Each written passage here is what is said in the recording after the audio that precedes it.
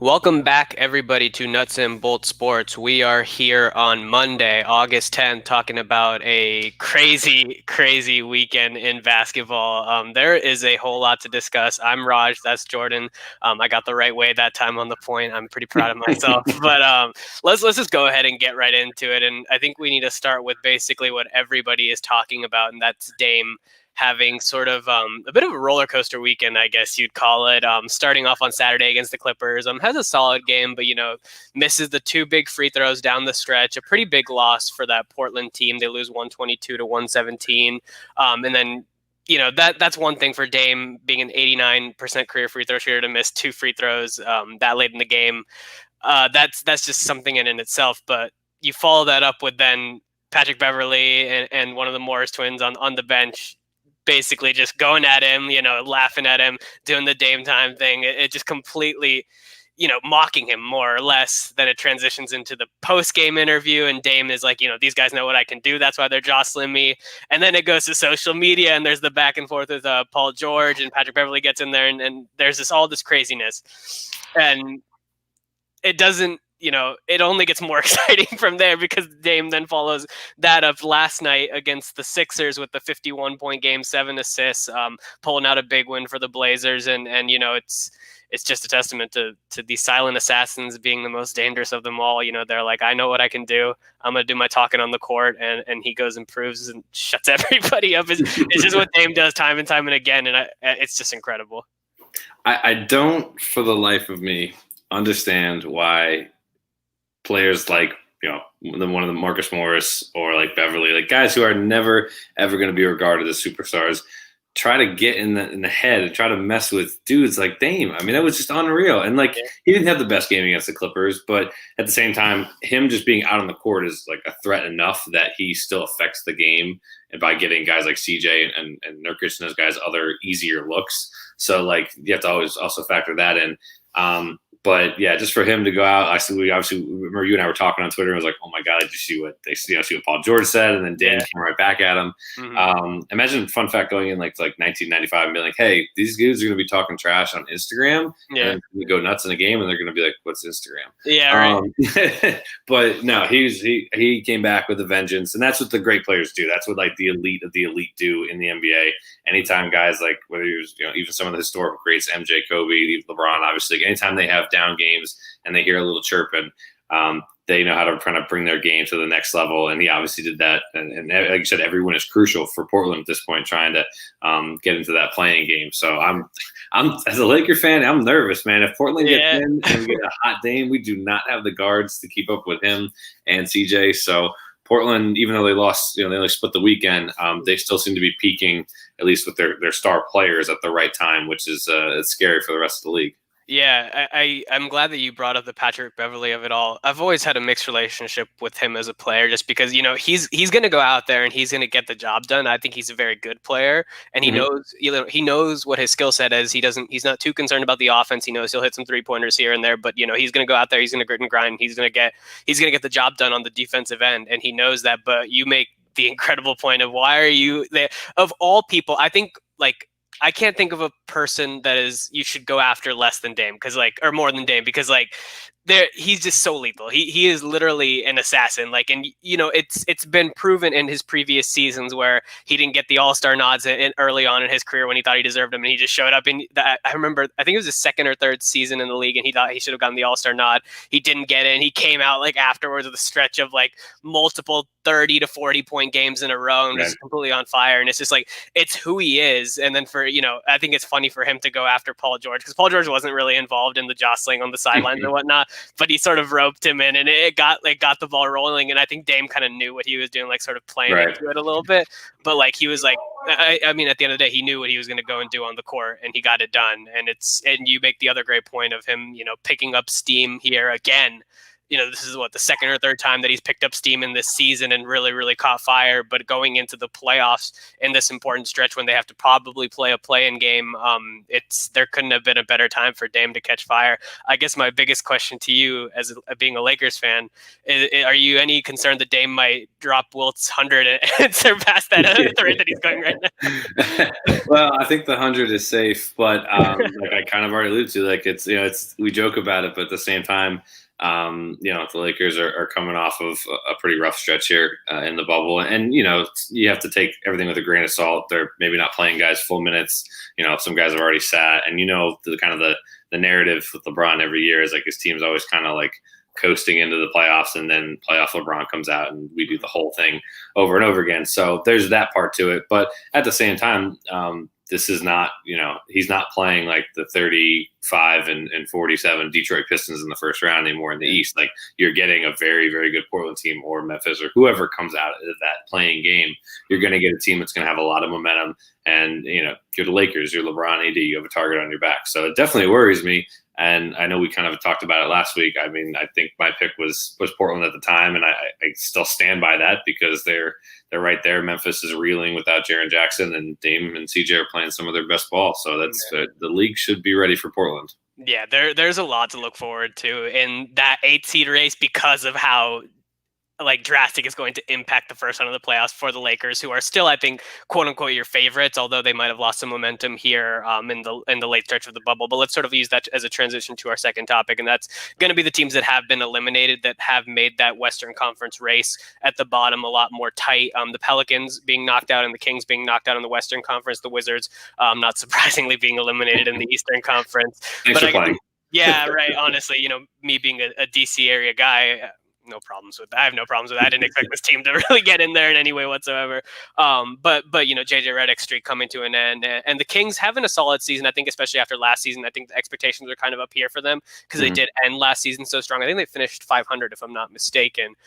So kind of disappointing for them to not get in there, but still, I think a worthy fight. And they had to deal with some injuries and whatnot throughout the season as well. So still, I think a worthwhile effort for that Kings team. But is there any thoughts that you have on the Pelicans being knocked out in particular, because that's sort of the Zion, the big ticket being taken out of the running here? Yeah, and that was obviously, I think, the first thing we all talked about when we saw how many teams were going to be invited to the bubble. It was like, oh, okay, Adam Silver's trying to make it so Zion could face LeBron in round one. And it just didn't happen. They have a lot of talent on paper, and probably of all the teams that we've seen fighting for that 8th spot, they probably have the most overall talent, but they don't quite have that experience. And that showed a lot, especially in the second half of games. They were never quite able to close teams out, starting with Utah from game one. We saw that they had a big lead. Utah chipped away, and it was kind of the same thing after that. And not to mention you had the issues with Zion's minutes, and that was kind of a little bit of a thing as well. But definitely, I think personally they're a team that we're going to be looking at for, maybe 1 or 2 years down the road as like a serious threat, depending on everyone's development. Does kind of stink that JJ lost his playoff streak. Yeah. And the funny part is, like, he did everything in that last game too. I think he was like 8 of 12 on threes, and he led the team in points. So like he knew that was his last shot. Yeah. With the Kings, like you said, they kind of came in with some very over-the-top expectations this year. They're just young, too. Young teams, it's hard for young teams to win because they usually have, if you have a young stars, even if they're really good on offense, like De'Aaron Fox is, and even some of those other guys, like, they can never play defense, which is always the problem. And so you got to play some defense to win in this league, contrary to some of the scores that we're seeing. And then, like we said, with the Wizards, once Beal was not going to be, coming into the bubble, that pretty much was the writing on the wall for them. Yeah. But the silver lining is it makes, especially in the West, we have this incredibly, incredibly tight, race now. We have we have 3 teams: Portland, San Antonio, and Phoenix, all within a half a game. Portland is the leader right now for the playing game, but Memphis is actually only half a game ahead of Portland. So you really have 4 teams there. Literally between now and Friday, when the last games are played, we could have, Portland and Memphis. We could have neither of those teams because Phoenix is undefeated today, or undefeated in the bubble as they won today. So there's just so much that's going to happen in the next couple of days, and it's going to be really fun. Yeah, that's what I was going to point out next, because Ashmir also put it in the comments here. What about the Suns? And I was definitely going to point them out, because that does tighten the race for them. And they won again today against OKC, another good win. Here's where I'll claim my bragging rights. And Jordan and I had a little back and forth. He thought Devin Booker was going to drop 45. Looked like he was on pace, but he did get subbed down in the fourth quarter because they were ahead by so much. So I did end up winning that little mini bet that we had. But yeah, I mean, the Suns, I mean, they just look incredible. 6-0 in the bubble. Who in the world, like, if anybody had money on that happening, like, I'm so happy for that person, because they're probably cashing out big time right now, because that's just insane. It is ridiculous how good the Suns have looked.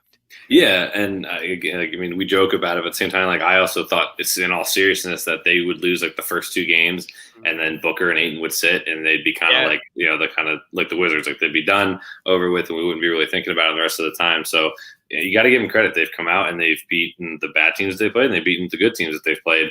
And Booker's been outstanding. Ayton's been very, very good as well. He's definitely taken a step forward. Ayton almost messing things up today with that little COVID test scare, because I don't know if anybody heard or not, but like, he had missed his test yesterday. So if he had not tested negative today, he wouldn't have been able to join the team, and those results came in like literally 5 minutes before the game. So they probably had him on one of those golf carts, like zoomed him from the hotel over to the arena so he could check. He checked in later in the first quarter, maybe early in the second quarter, if I'm not mistaken. Right. But, that could have been detrimental for Phoenix, honestly. Yeah, that would have been a huge blow for them, to not have their starting center. But it's not even just those guys too. Like, those two have been obviously the anchors, and that's how Phoenix is going to go as they go. But even guys like Mikal Bridges, Rubio's been nice. They've gotten the contributions that they've needed from their extra play, their bench guys as well. So, but it does start with Booker. Booker's been phenomenal. He's averaging, especially with today having 35, that should put him over 30 for the bubble. Yeah. And he's one of the guys that we talked about as like, the bubble MVP rankings, if there was one, along with Ayton, and he just continued to prove, today, along with every other day, that he's definitely in the running. So it'd be interesting to see if they can sneak in there. I think the Lakers would have a better chance against them than even Portland, but I think it would speak volumes to the development of those guys and give them a lot of encouragement and hope going into next season. Yeah, I'm hoping for that Portland Phoenix play-in game, because those are sort of the two hot teams of that group right now. I know San Antonio started the bubble hot, but they sort of slowed down since, and it looks like they might be out of the running. But they still have, like you said, it's so tight there at the bottom that anything really could happen. A couple other things that we need to touch on from the weekend. First being Embiid and Simmons both being out for Philly. Obviously, Simmons had the sort of leg issue. I don't know if you got. I don't think you got to touch on that because you weren't here on Friday, so I'll ask you about that as well. But then Embiid tweaking his ankle, and I know he's out tomorrow along with Horford and Richardson against the Suns, actually. So that's a pretty, that's pretty lucky for Phoenix again, as long as they can keep the streak alive.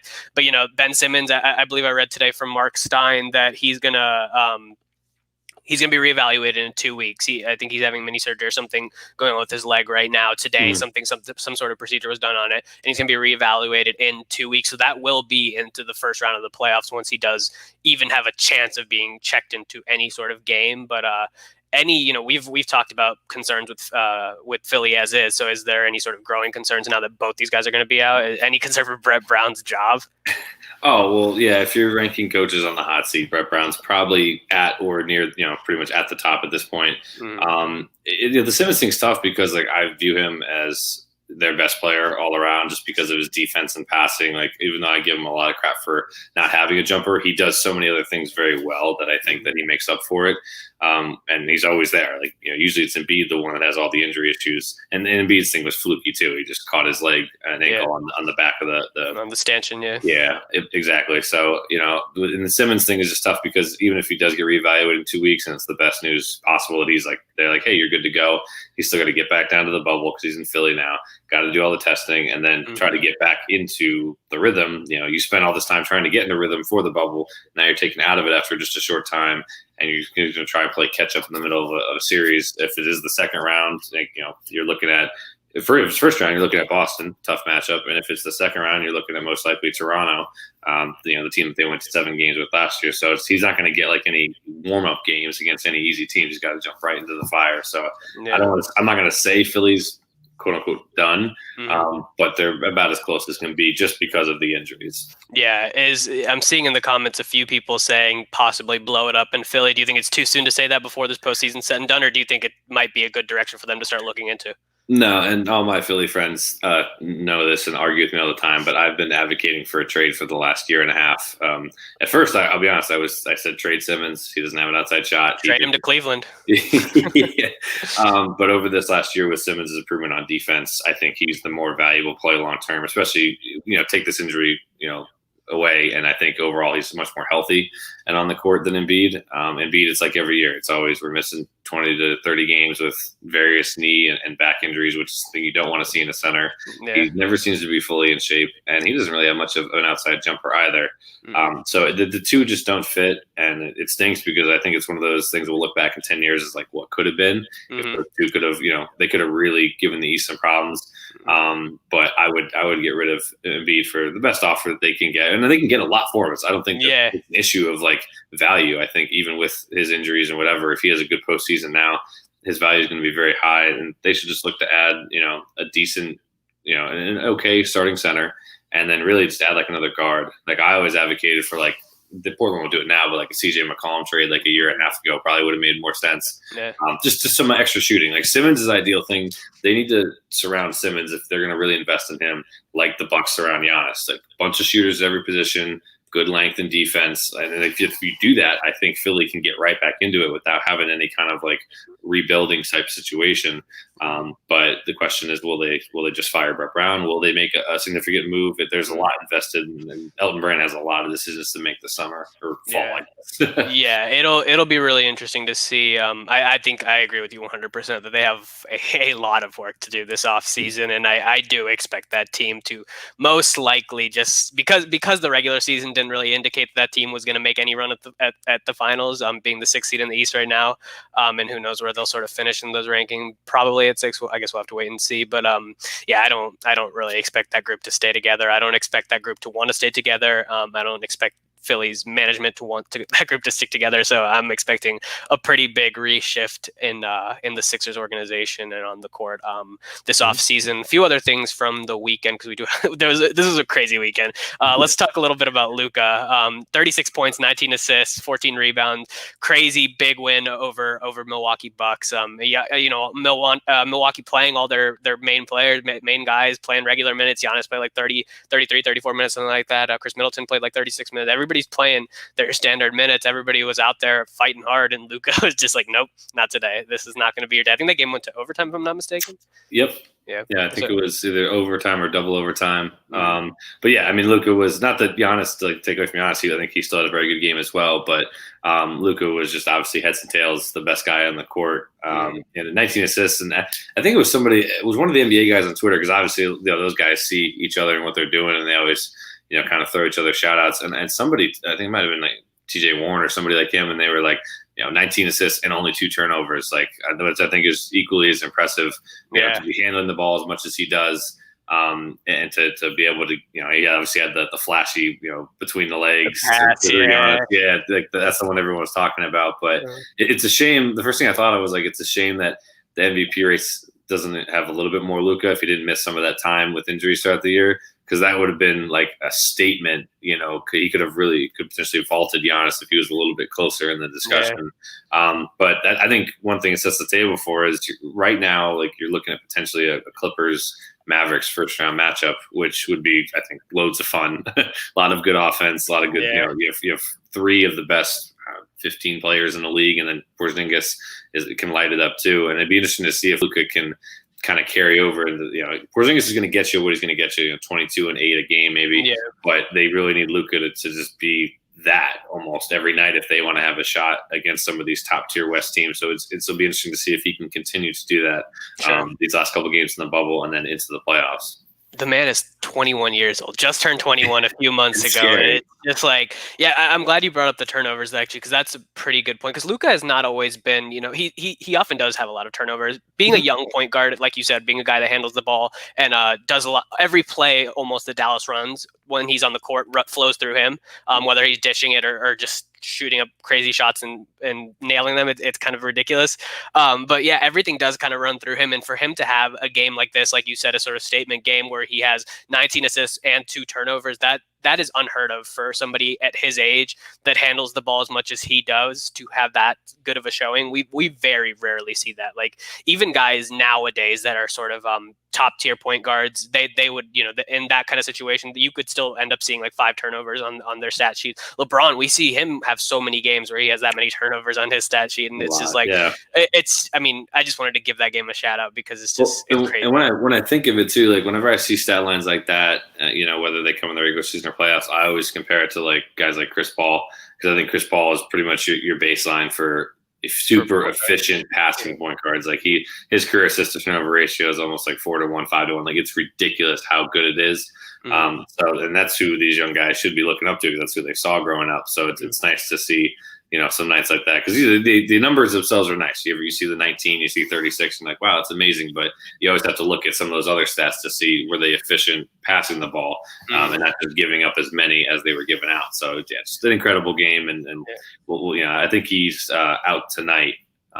Yes, he didn't. They already played. They played earlier today. He didn't. That's right. He didn't play today, and they still. Wow, they came back. Him and Porzingis both did not play. Tim Hardaway had a good game. Who else? A couple of the bench guys stepped up. They still ended up beating Utah, so that was a pretty big win for them, because they are fighting for a spot with Utah as well, and who knows who they'll end up getting. Because that sort of race also in the middle of the West is very interesting, because do you want to play a team like the Clippers, like Denver? Do you want to play a team like Utah maybe in the first round, or Houston even? Like I wouldn't want to face any of those top 4 Western Conference teams in the first round, if I'm being completely honest with you. And I'm sure a lot of those top 4 teams wouldn't want to face anybody that's from, basically up until that 8 seed. And now even with the Lakers possibly playing Portland in the first round, the West is just so ridiculous. It's kind of insane to see. It's like every year we talk about the West is so good, and it just keeps getting better and better and better. And this season is no exception. Last thing, we'll kind of close out with highlights from the weekend. I'll let Jordan take the baton here and just vent about the Lakers and LeBron a little bit.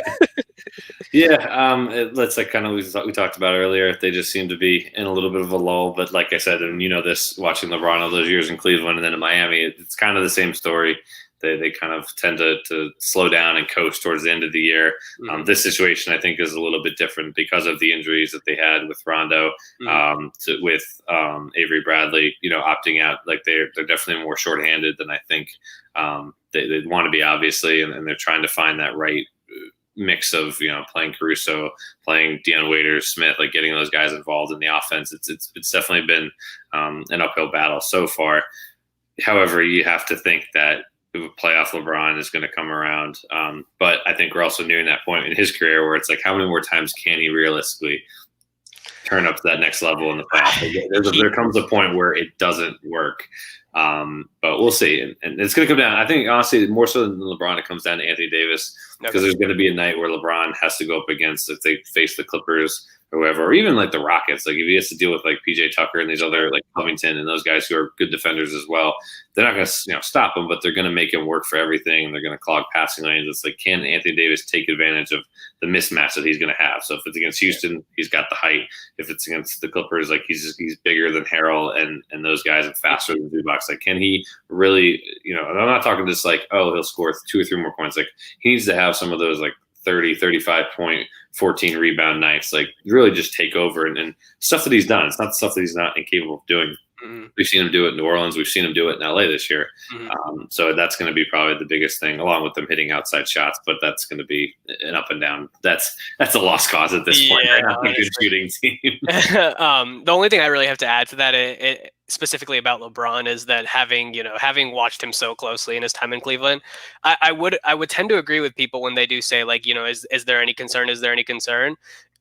In most cases, but with LeBron specifically, and after him having the MVP season that he had, or MVP caliber season that he had, there's just no counting him out. There's really no counting him out, and this happens every single damn year where he has an off week and somebody's like, this is it, this is done. He's declining. It could have happened last year when he came back from injuries with LA, and he wasn't even 100% healthy when he was playing last year, and that sort of late stretch when he came back. Like, this happens every year, and I'm honestly kind of just sort of exhausted by people arguing on Twitter about whether LeBron is washed or not, because he's definitely not washed. He just had an MVP caliber season. There are still people that I'm sure will vote for him over Giannis in the MVP voting. It might be close, but like I'm still I'm still convinced that people are going to vote for him over Giannis this season because of what he did with the Lakers. And I think that Lakers team is only what they are because of him. AD is obviously an important piece, but that Lakers team is not where they are without LeBron James. And you cannot discount that he is still, he might not be the best player in the league anymore. You could have made that argument 2 seasons ago that he still was, even though he wasn't winning MVPs over somebody like Steph Curry. Mm-hmm. Now you might be able to make that argument, but you can't take him out of the top 3. You simply cannot take him out of the top 3. Man, you jumped quick. I thought I was the one that was going to get the rant. You can't. I go through this with people every single year, and I just it's always rotating in my head, and I'm like, this year I won't do it. This year I won't do it, and it's like, all right, I'm at my breaking point. I just got to go because I'm a big LeBron fan, and I'll show some bias. Mm-hmm. I don't mind if people call me biased, but I'm also sticking to the facts here, I think. So let's kind of get to that is true. Yeah, let's get into the last thing, and this might be what I'm actually most excited to talk about. Coming up at 8 p.m., so just about an hour from where we are right now. TJ Warren versus Jimmy Butler, round 2. These guys, obviously, this game is on League Pass at 8 p.m. But for people that don't remember, these guys had a little bit of a battle going on back in January when the two teams played each other. They were guarding each other.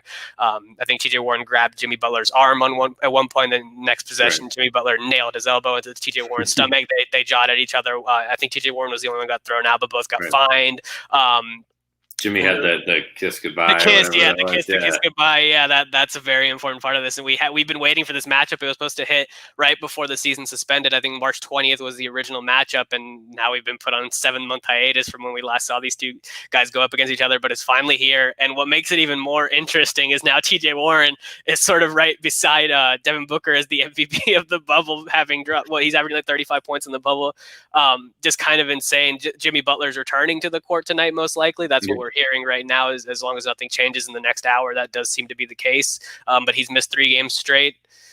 I could not be more. This might be my most anticipated game of the bubble so far. I am so ready to get this thing going. Yeah, you've been talking about it all day, and rightly so. It's going to be fun. Yeah, I'm sure there'll be some fireworks because they should be theoretically guarding each other throughout points of the game. As well. But like you said, Warren's been fantastic on all levels. I mean, he's been carrying Indy while, Oladipo's kind of getting back. They've had no Sabonis. So, I mean, he's really been the bubble MVP in that regard. Yeah. And the other thing, too, that's really important is not only is it going to be a fun game from that personality standpoint, but not to mention Miami's currently Miami's 4 and Indiana's 5, both with the same record. This, it doesn't matter so much for home court because that's kind of eliminated in this scenario. But you also have Philadelphia right behind Indy. They're only a game back. So for those 3 teams in the East, that matters from, are you going to face each other or is somebody going to have to go face Boston? And I think everyone would agree that a team like Boston is going to be significantly more tougher than a team like Indiana or Philly. So Miami's got all the incentive in the world to stay up there. Indy wants to keep the momentum going to the playoffs, and then whatever Philly does, they do. But there's definitely some, there's a lot of implications on a lot of different levels tonight, both emotional and then also in the standing. So it should be a lot of fun. I know right now we have Milwaukee and the Raptors, but I know there's a lot of guys sitting. So that game, nobody's playing in that game. Giannis sitting for a toothache. He looks dental surgery or something. Do they even have a dentist in the bubble? I didn't even know. I'm assuming they built one like the barber shop. They just kind of built one to go to. I'm convinced that this is just teams trying to one up each other in terms of the reason the players are sitting, whether it's groin soreness or general soreness, or now it's the toothache and dental soreness. It's just teams trying to one up each other in this competition. Well, let it be known that I think they are trying to do that to some regard. Everyone likes to have fun. But let it be known that the originator and probably the goat of it is Pop with the DMP old. Was a classic one back a couple of years ago with Duncan and Ginobili and Parker and those guys. So it'll be interesting. But kind of like we talked about all day, we have basically right now it comes down to 4, 5, and 6 in the East. Those seeds have yet to be decided. In the West, you have the Denver's only one game behind the Clippers. And Houston, Oklahoma City are about a game and a half apart. And then obviously that 8 versus the play-in at the 9 battle. I think it's just going to be a fun week. Every matchup, it seems like, is going to mean something throughout the week. And I feel like the standings are going to, whatever they are now, they're going to be different tomorrow, and they're going to be different. It's going to be a constant, just carousel of changes until we finally get to Friday, and then we get 2 days off, and everything starts up again with the playoffs. So it's going to be we're hitting the homes I don't say Already. because you still Already, have yeah. the playoffs, but like you're hitting like that back nine almost, if you will, Sure. and it's going to go, and it's going to be here before we know it. So I'm excited. Yeah, that'll sort of transition us into the sort of end of the week because I think Wednesday we'll probably just catch up on some of the games, maybe discuss those middle team seedings that you were just talking about, and then Friday we are going to start to open up our playoff discussion because we both assume that the East will be more or less set at that point. So that's what we're anticipating will be coming Friday, and then hopefully next week, or on Monday next week, we'll sort of be able to preview the Western Conference playoffs and maybe discuss some stuff that we do see over the weekend. But that'll bring us to a close for this particular episode. Thanks to everybody for joining us. You can find our social medias down there. Please be sure to follow Nuts and Bolts Sports on our website as well as on all social media platforms. Jordan, any closing thoughts? No, I think we pretty much covered it. Good show. A lot of stuff to talk about from the weekend. It was exciting, and we have a great week ahead of us. There's just going to be a lot of fun matchups. We'll see who changes in the standings, and we'll get back to it on Wednesday. Yeah, let's everybody get ready for this 8 p.m. showdown. All right, thanks everybody for joining us, and we'll be back in a couple days. See ya.